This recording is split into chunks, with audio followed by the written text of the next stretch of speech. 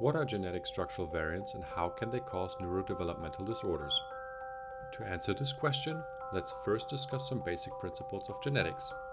Each cell in our body contains a set of instructions to produce the proteins it needs. These instructions are encoded as DNA molecules. DNA segments that contain instructions for proteins are called genes. It is useful to think of genes as text. The genetic text that contains the instructions for the proteins is broken into volumes. A human usually has 23 of these volumes of DNA. Scientists call them chromosomes. Most human cells contain 2 copies of each volume, so there are 46 chromosomes in total. Going forward, we will show chromosomes in profile, with bands schematically representing different genes. The instructions written in these volumes are similar across an individual's different cells. However, these instructions can vary slightly across different people, even if they describe the production of the same proteins.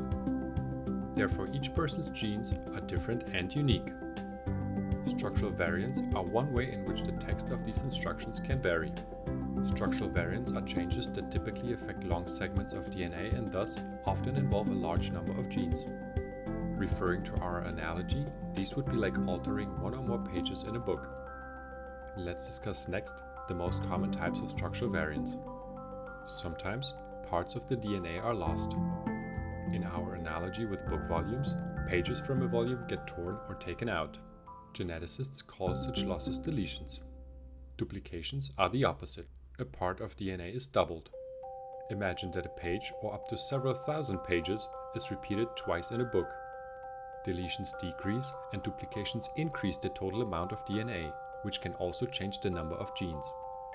Thus, they are collectively known as copy number variants or CNVs.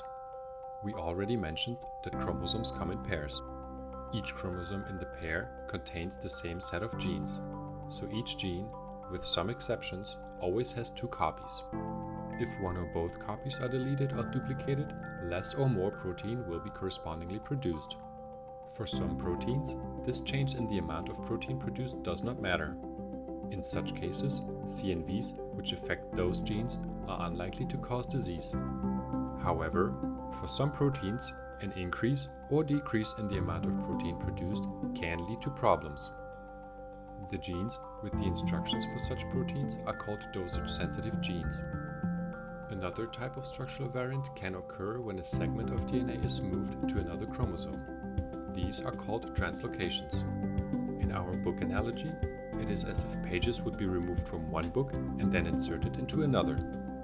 Yet another type of structural variant can occur when a segment of DNA is mirrored. These are called inversions. Referring to our book analogy again, it is as if some book pages had been inserted upside down. Lastly, a chromosome which normally has 2 ends can sometimes form a ring.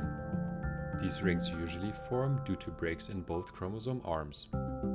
If genes are lost due to the breaks, the ring might include a deletion, which can also contribute to abnormalities. Abnormalities could also be due to the inability to read information from the ring chromosome, as if the pages in a book would be glued together. Structural variants occur naturally in all people, and a person can carry a number of them without any negative effects. However, some of them are associated with diseases. Structural variants that affect genes necessary for the normal function of neural cells can lead to neurodevelopmental disorders.